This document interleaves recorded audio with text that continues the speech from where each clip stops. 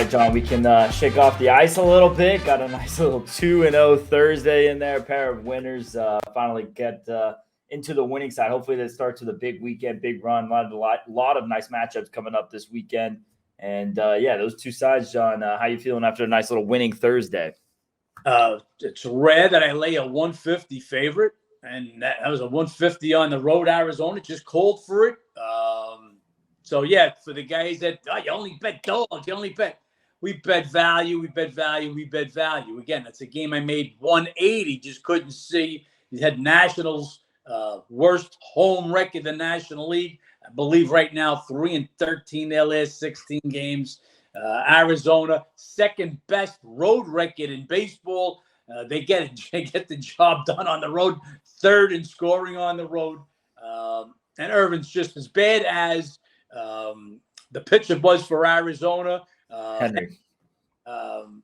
Irvin, just that much worse. So the later $1.50 favorite. And sometimes you got to lay the favorites if the value's there. Had a winner with Atlanta. Another game, we saw the value there. Atlanta's just unstoppable. This offense right now. But Nola stopped them. Philly stopped them for 9 innings. A great pitches duel yesterday, 0-0 going to the 10th. The one favorite we did stay off, if you guys were here, talked a little bit about Tampa Bay Rays yesterday. And again, value still was at the -1.5 runs. That's what we said you should take if we were going to take the game. What stopped us from going on the game, Wander Franco. Wander Franco he leads Major League Baseball in WAR, wins above replacement. So he got sat for disciplinary reasons yesterday. He'll also be getting sat today. But that's what kept us off. I was looking at the run line, best team, best pitcher versus a bullpen game on the worst team at -155, -1.5, -150, 155, maybe a little value there. With Franco being out, we stayed off the game.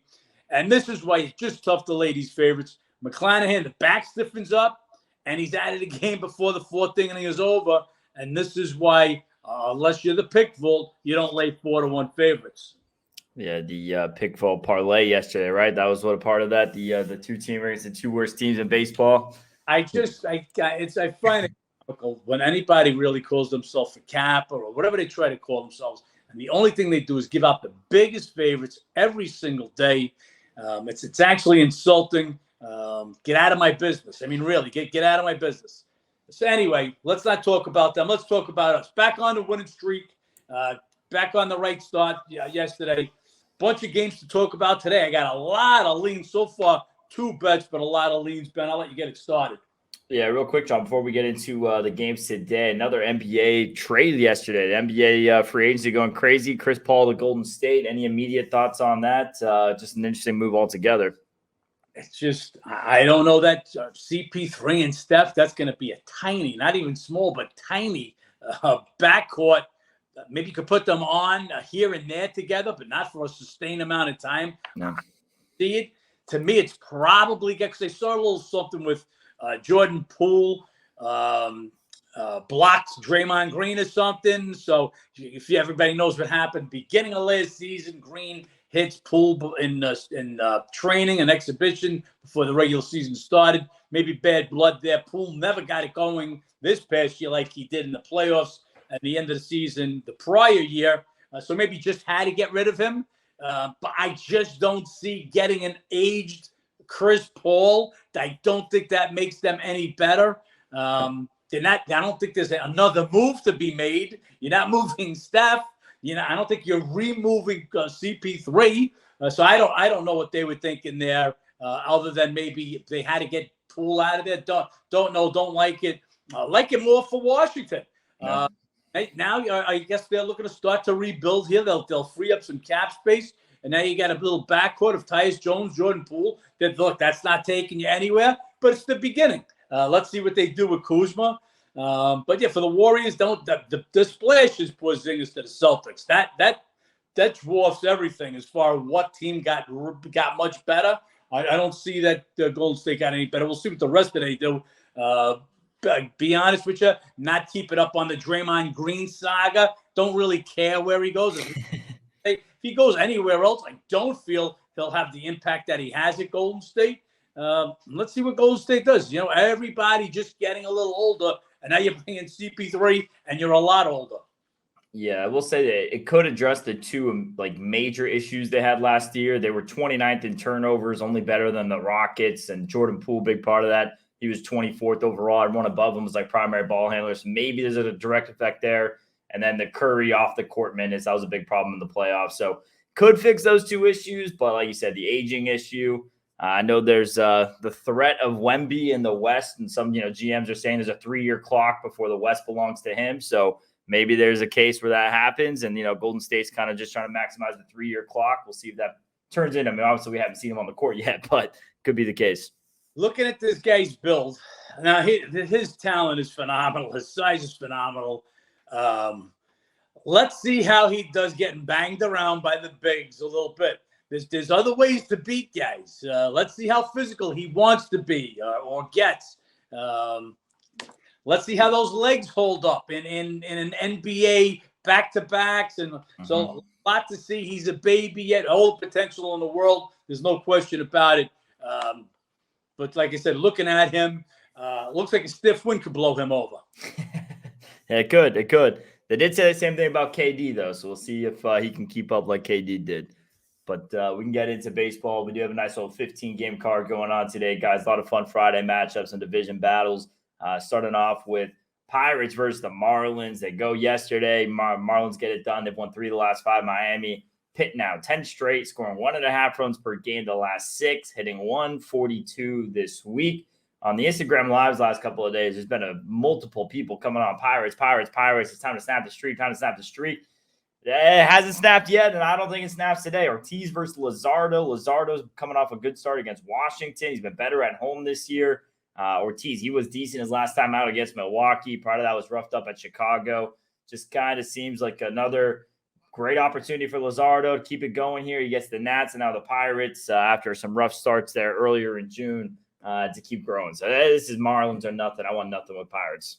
Yeah, guys, we keep talking about it. Don't catch the dropping knife. And on our Instagram page, we put up yesterday the streaks, the teams that were streaking. And we always have a trend of the day. And what I say is the trend is your friend. We put them up because pay attention to them. So there were 4 teams played that we put 6 teams up yesterday. Out of the 6, 4 played, 3 held on to their streak. San Fran had won 10 in a row. They went down yesterday. That was basically a give-up game against Snell, who's just been absolutely lights out. A lefty, predominantly lefty hitting team, San Fran. So they just had everybody on the bench anyway. This was a look-ahead game going into today with Arizona. So they let the streak go by. But Pirates had lost 9 in a row, make it 10 in a row. Braves had won 7 in a row, make it 8 in a row. We had the Braves yesterday over Philly. And the other one was Oakland. They had lost, was it 7 in a row, and now it's 8 in a row, or 6, and now it's 7. Either way, the trend is your friend. We put it up there. When teams are ice cold or they're red hot, we want to go with the hot teams against the cold teams. Obviously, if the line is right, being the other part of that. Pirates ice cold, no other way to put it. Their best hitter, Reynolds, after missing the last couple of games, they finally placed him on injured list, so he'll be out now. That's their 2 best players. You got to remember, O'Neal Cruz from early in the year, he's been on the IL all season long. So you got 2 best players on the Pirates sitting there. They're a bad team to start with. Pitching, you got to give Luzardo the big pitching advantage. He does much better at home, Luzardo. So it's Miami or nothing, but obviously the line is too high. No interest in Pittsburgh, even as a huge dog here. Then we have 2 hottest teams in baseball, Braves at Cincinnati. Braves 15-2 their last 7, won 8 straight coming off that extra innings wins at Philly. Reds, they had an off day after taking care of business against the Rockies. They've won 11 straight, scoring 6.18 runs per game. Smith-Shawver versus Weaver. Smith-Shawver in his last start gave up 3 runs, 2 homers, and 5 2/3. That was an 8-3 win over Colorado. Prior to that, 2 unearned versus the Nats. And Weaver, last 4 starts, they won his last 4 starts, but the last 3 gave up 15 runs, 21 hits, and 13 1/3. So he's been getting smoked. Braves have been doing damage against all these pitching in general, and it doesn't really matter. Up until Nola yesterday, Nola gave them a great outing, and even still, they found a way to put 5 on in the 10th inning. So Tough to back Weaver here. I lean to the over in this matchup. Big price here to lay for how hot Cincy is. So it would be Cincy or nothing on the game. Just going to have to be nothing there. Just can't pull the trigger with Weaver. But I think there's some value in that over. I imagine we have a shootout in Cincy this weekend. This is why Ben is the second sharpest handicapper after myself in the world. Excuse me. The spot belongs to Cincy. Atlanta, now after winning 8 straight, just beat Philly. That's a little playoff revenge for them. Took them extra innings while Cincy was home resting. Excuse me. This team, the Brave offense is just ridiculous right now. In the last 8 games, they're averaging 8.13 runs per game. They're hitting 307 over the week. Lead the league in home runs, second in batting average, third in runs scored. Crazy. And have the best road record. This is why I cannot bet Cincy. The numbers say bet Cincy as a dog at home, 11 straight wins. But with this kid Weaver on the mound, with his stats, with how the Braves have been hitting the ball, just can't pull the trigger on that one. The numbers say Reds are nobody, but as Ben said, it's nobody because the Braves are just that hot that they can overcome the bad spot. Then it's Mets at Philly. This one's a weird one to get a read on. You have Mets who dominate this matchup. They've won 12 of the last 14 meetings, 7 of the last 9 at Philly. They're just ice cold right now. They've dropped 4 or 5, and they're 4-13 their last 17. No success on the road, 2-9 their last 11. Philly, they were red hot prior to that 2-game set with Atlanta. They had one that got rained out in between. Apparently, there's a chance this game gets rained out tonight. We'll see if that's the case. Senga versus Walker. Walker has just been terrific lately. He's been terrific at home. Last 3 starts, 1 run in 20 innings. Been great at home this season, holding teams to 157 batting average. Last 3 starts at home, 17.1 shutout innings. Senga coming off a rough start. He had a good start against Philly earlier this year. Been struggling on the road. Tough to break this trend with the Mets. They really do own this matchup, but it's Philly or nothing. I mean, Walker, the way he's been pitching at home, everything else, Mets pretty cold right now. I'm not stepping in front of Walker. And definitely not backing the Mets on the road. I would need more of a price here, even with that trend. Yeah, no, Mets have been awful. I mean, just absolutely awful. Senga, for as good as he's pitched at home, not so much on the road. He's getting a 4.6, a 4.78 ERA on the road, while Walker's been great. Mets did hit Walker when he pitched at Citi Field earlier in the year, and Philly's just not hitting. They came into the Braves series red hot. But the last 2 games, last Saturday and Sunday, were at Oakland, team with the worst pitching staff in Major League Baseball. 3 runs in each of those 2 games. Come and play Atlanta and held in check. So it's now the last 4 games scored a grand total of just 9 runs. Hitting 212 this week. I want to lay Philly because of the pitching matchup and buck the trend. But with the bats being quiet, I'll just stay off this one. Then it's Washington going on to San Diego. Nats a little bit tough schedule as well. They had the 1-game set there with Arizona, which they lost yesterday. And they've now dropped 6 of 7, 3-14 their last 17. Not playing good baseball right now. Yeah, the Padres come in. They smoked San Francisco yesterday, 10-zip. They lost 3 of 4 in that series. They're under 500 at home. Corbin versus Musgrove. Musgrove been great lately. 4 of his last 5 are quality starts. 4-0, 2.16 in that stretch. Had a quality start versus the Nats last year. And Corbin, he gave up 4 runs in 6 innings against Miami his last time out. Been struggling a little bit. Did have a decent start versus the Padres last year. Nats, bit better team on the road. This is a big prize for the Padres here, coming off that division series, the Big 10-0 win. I don't know if that's going to spark their bats back alive. Their bats were doing pretty well prior to that series at San Francisco. Just a big number here. Padres don't deserve to be this big of a favorite, really, over anybody. They haven't been playing. They're a below 500 team at home, so that tells you enough there. Padres are an under 500 team at home, and although Musgrove has pitched really well in the last 5 starts, just a huge, ridiculously huge number. Would have to be Nationals or nobody, even though they've been horrible. Make a small bet. We'll see where the line goes later. Make sure everybody's got all hands on deck. But if San Diego Padres are arresting anybody, they arrested Bogut yesterday, I'd be taking the price in this one.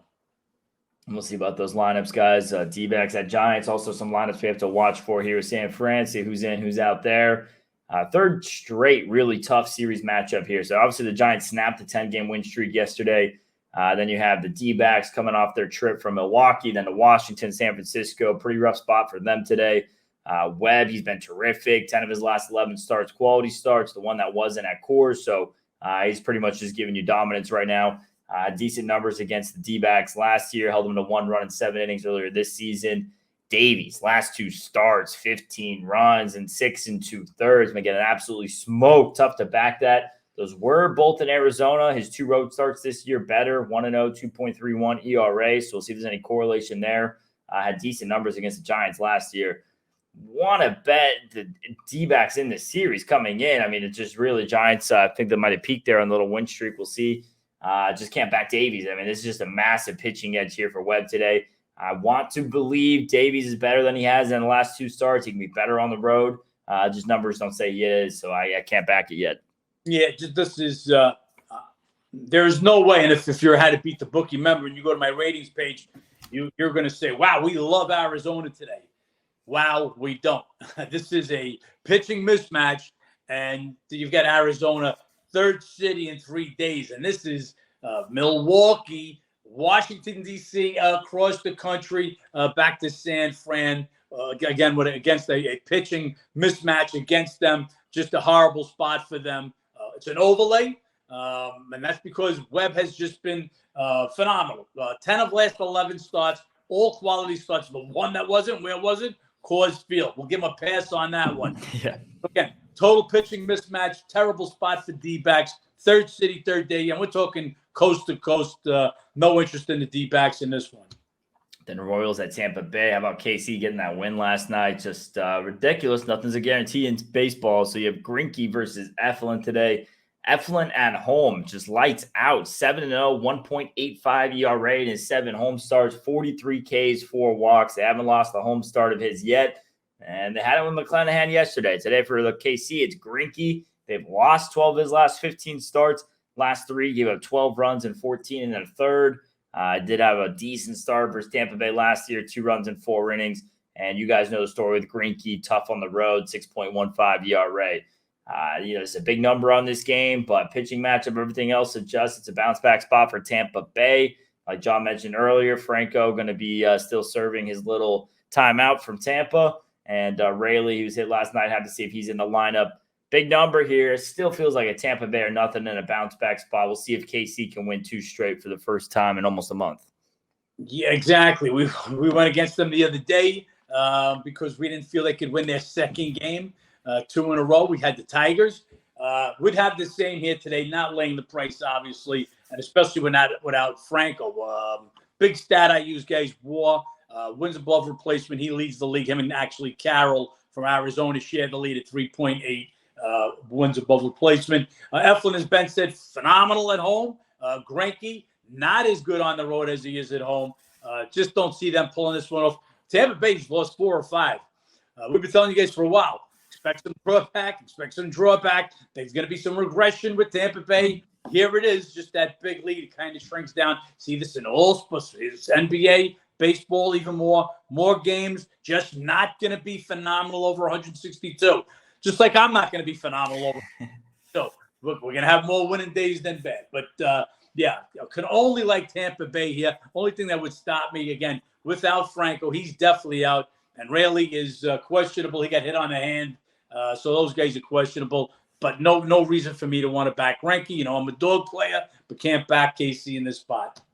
And it's Twins at Detroit. This Minnesota team, they won the last 2 in the series there against Boston, but they're 3-5 on that homestand. Detroit coming off that series versus Kansas City. They won 5 of 7 on they won 5 of their last 7, scoring 5.1 runs per game. These 2 teams met last week, so we'll see if there's any revenge factor there for Minnesota. Tigers won 3 of 4 at Minnesota. Maeda versus Wentz. Maeda, first start since April. Back in April, he went 0-4, 9.00 ERA. He did have one really bad start that inflated that ERA against the Yankees, 10 runs in 3 innings. Has last 2 rehab starts, 1 run in 8 1/3. And he had good numbers against the Tigers back in 21. But for the last 2 years, he's just been battling injuries. So first start back here for Maeda. Wouldn't expect anything special. Really wouldn't expect anything deep. Maybe 3, 4, 5 innings. I really don't see him getting to the 5th inning here. These Minnesota pitchers typically pretty short on their innings as is. And then it's Wentz going for Detroit. Just had a quality start at Minnesota his last time out. Prior to that, had given up 7 runs in 9 innings and 2 starts. It's just a hot Tigers team versus a colder Minnesota team. Yes, they won their last 2. Pitching edge has to be to Wentz. Can't back Maeda. This is home dog or nothing. Yeah, home dog in a divisional matchup. And, hey, Tigers only 4.5 games behind them in the AL Central. Yep. Minnesota played yesterday. They beat Boston. Detroit, their last game was Wednesday, so that was at home against Kansas City, so they had the day off. Wentz has been terrible up until his last outing. He gave up 2 runs in 6 innings. His first quality start of the year, that was against Minnesota. Before that, just awful, absolutely awful. But don't expect much from Maeda his first game back. Like Ben said, I'm not even going to give him 5. I doubt he'll be around for 4. It's 3-4 innings. They'll slowly get him back up to snuff. In his couple of rehabs, 9 Ks, but 4 walks in 8 and a third innings. So it shows me control's not perfect yet. Home dog, Tigers, I believe 2 games under 500 for this year at home. 500 last couple of years, or close to it. Minnesota, not a good road team. Minnesota not hitting the ball. So won those last couple of games at home against the Red Sox, but they hit just .216 versus left-handed pitching. I'm on the home dog in this one. Yeah, Twins 15 and 19 on the road. Detroit 17 and 19 at home, so a bit better at home than what we see from Minnesota on the road. Then we have Rangers going on to Yankee Stadium. Rangers, they beat up the White Sox 6-3 on Wednesday. They've now won 4 of 5 after their cold spell. Yankees, they won 2 of 3 in the series against Seattle. The Bats, though, still not doing anything, scoring 3 runs per game in the series. They're 2 and 5 their last 7. Rangers, they won 3 of 4 meetings over this year in Texas. Yanks won 2 of 3 in New York last year. Dunning versus Schmidt. Dunning started to look like the pitcher of old for a pair of starts and then had a quality start versus Toronto. He had decent numbers against the Yankees last year. Earlier this year, though, he gave up 2 runs in 3 1/3. And Schmidt, Yankees have lost his last 5 starts. Last 2, though, both against Boston, decent numbers, 3 runs in 10 innings. Rangers put up 5 on him earlier this season. Can't back this Yankees team. They're not hitting right now. They're going to get the best offense or one of the best offenses in baseball in a very pitcher-friendly ballpark. Can't see that going well, and I don't think they could keep up in a shootout. So this is Texas or nothing. Yeah, Yankees just got nothing going on right now except for cold pitching with Judge on the sideline. There's no hitting. Harmon's been blasted his luck last couple of times out. Severino blasted. You've got Cortez on the injured list for quite a while. By default, Schmidt's your next best pitcher at the staff. He has been decent those last 2 starts against a good hitting Red Sox team. So those were 2 solid starts. This opened up basically a pick'em game. Now you got Texas in front a little bit. And I just think that's where the line is because Dunning's not showing me got great stuff right now. So I'll give him a little bit of an edge. Texas obviously gets the edge. Still the Yankees at home. So, yeah, I think the line is about where it should be. Nothing interested me in this one. And then it's Seattle at Baltimore. Seattle coming off that win yesterday at Yankee Stadium, but they're still just 4 and 12. Their last 16 road games, batting .205 this week. And then you have Baltimore. They're coming off a loss at Tampa Bay. They went 2 and 3 on the trip. Mariners, they won 4 of 6 meetings last season. We'll see if that carries over. Gilbert versus Gibson. Gibson coming off a pair of quality starts, 6 runs in 12 1/3. It's not lights out quality starts, but still keeping them in the hunt. And then Gilbert, he allowed 2 runs in 5 1/3 versus the White Sox last time out. Prior to that, gave up 17 runs, 24 hits, 19 1/3. So he's been struggling a little bit. This is Orioles are nothing here. I mean, you're getting this game at a fairly cheap price. Seattle struggles on the road. Sure, you could argue maybe a slight pitching edge there for Gilbert, but really it's not. I mean, Gilbert's just been very inconsistent this season. If he's on, sure, he's the better pitcher. This is Baltimore, one of the better teams in baseball at a -110 pick 'em at home. Got to be Baltimore. So just so you guys know, I laid 110 on this game with Baltimore, and the Mariners are now 110. I just don't see it. Mariners played last night. They were in New York, so they got to travel down to Baltimore. Orioles had the day off after their loss Wednesday, so the last thing they've got in their mouth is a loss to Tampa Bay. They'll come back home. Gilbert, his last 4 outings have been hit or miss, with 2 of them being absolutely horrible. His ERA has gone up almost a full point in his last few outings. He had led the K walk ratio at one point in the season. Not so much the last few games. Gibson, solid, 8-4. So even if you're going to give Gilbert a little bit of a pitching edge, it's not going to be enough to overcome Seattle's road troubles against Baltimore at home. Seattle now 4-12 their last 16 road games. Orioles 5-1 their last 6 at home and have the third best home record in MLB, 22-13. So you can give Gilbert a little bit of an edge, although he, like I said, you don't know what you're going to get out of him. But cannot be Mariners be a better team than the on the road than the Orioles are at home. Also, Crawford, CP Crawford, the shortstop, missed the entire series with the Yankees. Still questionable tonight. Mariners are not hitting. Mariners this week, 205, and for the year, 28th, batting 227. Orioles all day long, and you guys can get a better price than I do.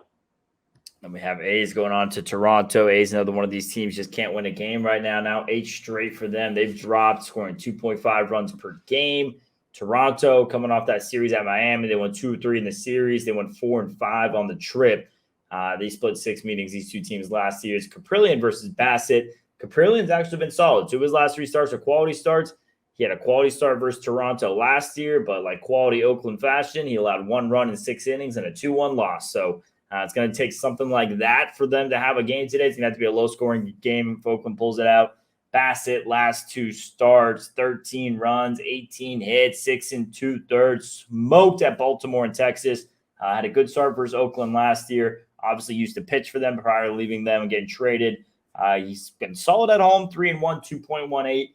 Holding team's batting average to 131. So a lot better at home. Last 2 starts, absolutely lit up, both on the road. We'll see if there's a correlation to that.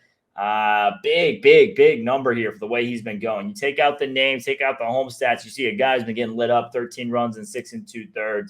Really tough not to go against them at this price. It would be a slide. It's a leans here to Oakland. Just tough to go on a team who's lost 8 straight. I feel this is more likely Bassett's chicken soup game than anything. You got to see. He's just been absolutely crushed. Caprillion's been decent his last couple of starts. It's a huge number. Bichette missed the last game that Toronto played. That was at Miami on Wednesday. He leads the team in homers, RBIs, and batting average. He'd be a big bat to not have in there. If he's out, it could only be Oakland for a small bet. Look, we always talk about they don't want to catch the dropping knife, but the lines against Washington and Oakland are ridiculous today. Toronto now is minus 300 at Circa, minus 295 at Sports 411. So minus 295. Get the math books out, guys. Here we go. Equates to, think of a full 162 game season. If you go 121 and 41, that equates to 295. Okay, so picture what you've got to win more than that if you think you're going to lay Toronto and be profitable. This is what we talk about all the time. The value. So there cannot possibly be value in that. But if you think, let's call it that Toronto would only win 114 games. So in other words, go 114 and 48. Now all of a sudden, there's value for Oakland at the plus 255 or plus 265 or whatever the line is at that time. So that there's more likely going to be value on Oakland than there's certainly not going to be on Toronto, especially if a Bo Bichette is out. So think about it, and that's how I base my ratings. If they were to play 162 games, what percent of games would this team win? Would they lose? And that's how, again, we come to the equation of if you're laying $1.50. To lay that $1.50, the favorite has got to win 60% of those games. That equates to 150. And you can base your numbers of more wins that makes the line higher. Obviously, less wins makes the line lower. But it's all about the percentages. It boils down to math, just the way it did last night in Toronto. In Tampa. But you can't expect. Let's not call him your best pitcher, one of your best pitchers in baseball, for the back to cramp out and be out in the fourth inning. So all of those could come into account. If an injury happens on the A's side, it's going to be less important than if it happens on the Blue Jays side. Anyway, it's only a take if the numbers are right. Do I want to catch the dropping knife? Absolutely not. But the numbers against the Nationals and against the A's are ridiculous, but for a good reason. The shops, the line makers, though, you're not supposed to catch a dropping knife, so they've inflated the lines. And this is what we talk about an overlay. Yeah, a lot of overlays into those two games. We'll see if that either of those can stop. At some point, they'll get a win. Question is when. So we'll see when that happens. Red Sox at White Sox. Red Sox coming off a pair of loss at Minnesota. That's not a 6-game win streak. Verdugo still on bereavement. He won't be in today. White Sox, they lost 3 of 4 against Texas. They have now 3-8 their last 11. Bayo versus Giolito. Both been going pretty solid. Bayo, 3 straight quality starts. What is it now? Last 2 both against the Yankees, 3 runs in 14 innings. And Giolito gave up 2 earned runs in 5 innings for Seattle. Prior to that, had 2 quality starts. Been better at home, 3-1, 2.47. There's still a lead here to Boston on this matchup. Expect them to take care of business more so in these AL Central battles. They split there with Minnesota. And a little bit concerned with the bats going quiet the last 2 games. Still hitting 297 this week. A lot of that's from earlier in the week. So we'll see if their bats are starting to go cold. They had those road struggles. Just still would make this price a bit bigger. I mean, the separation AL East to AL Central is bigger than in this game right here. Yeah, and that's what we had in the first game of Minnesota, but then we stayed off of it. In the last couple of games, Minnesota gets the best of the Red Sox.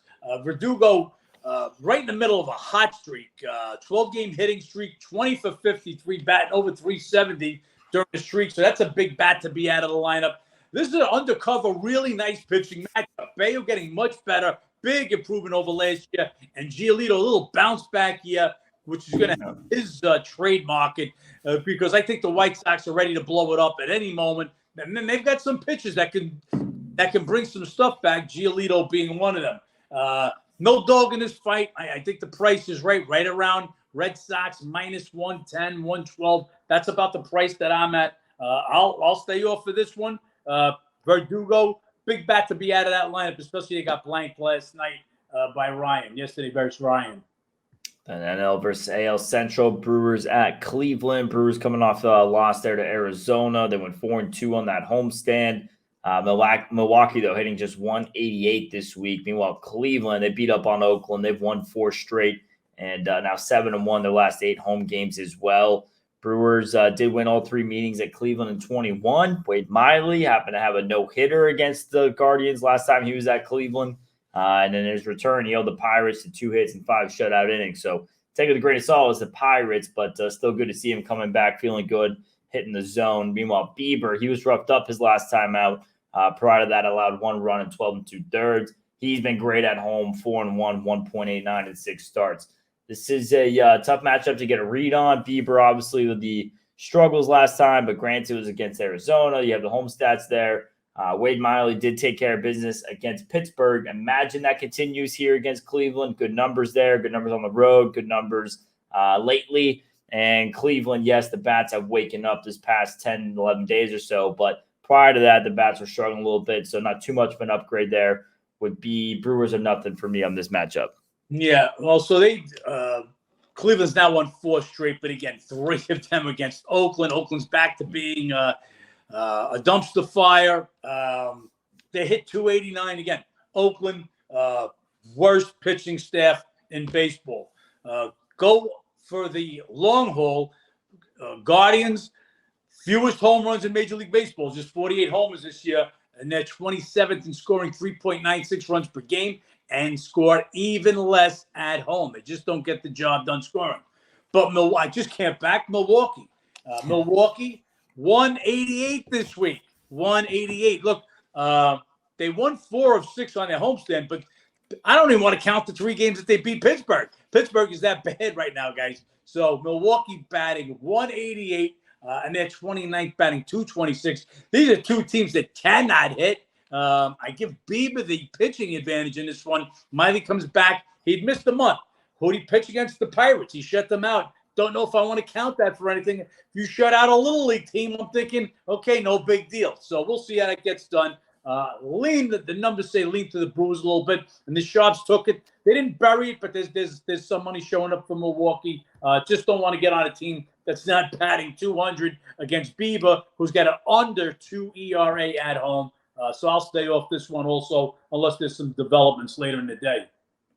Then we have Angels at Rockies. Angels dropped 3 of 4 last 2 against Dodgers. Combined 4 zip, got blanked twice. Rockies now 8 straight losses coming off series against Red Hot Cincy. Sandoval versus Freeland. Freeland had his start pushed back a few times, dealing with that virus issue. He was crushed his last time out. Before that against Atlanta, he has been really good at Coors this year, though. 3-2, 3.19 in 8 starts. And then Sandoval coming off 7 shutout innings versus Kansas City. Prior to that, 11 runs, 8 1/3. I really wanted to go against Sandoval in Coors Field. He was pitching horrible before he had a nice little bounce back against KC. Tough to back one of these teams with 8 straight losses, and don't want to do that with Colorado. So it's Rockies or no one for me in this matchup. Lean a little bit to the over. We'll see how Freeland goes. We'll see how much of a leash he has, how much that virus has been bothering him. So that's another little hesitancy there. So issues with the Freeland virus and Rockies losing 8 straight keeps me off this game. But, man, do I want to go against Sandoval in Coors Field.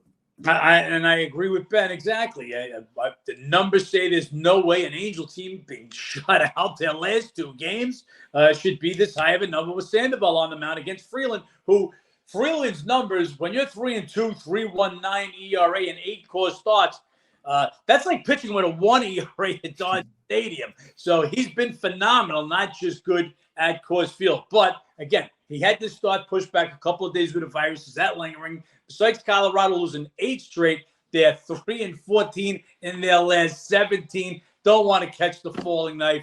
As Ben said, this could be the spot for the Angels' arsenal to bust out the whooping sticks, Ohtani and Trout, after getting blanked twice at Dodger Stadium. They go to the most hitter-friendly ballpark in Major League Baseball.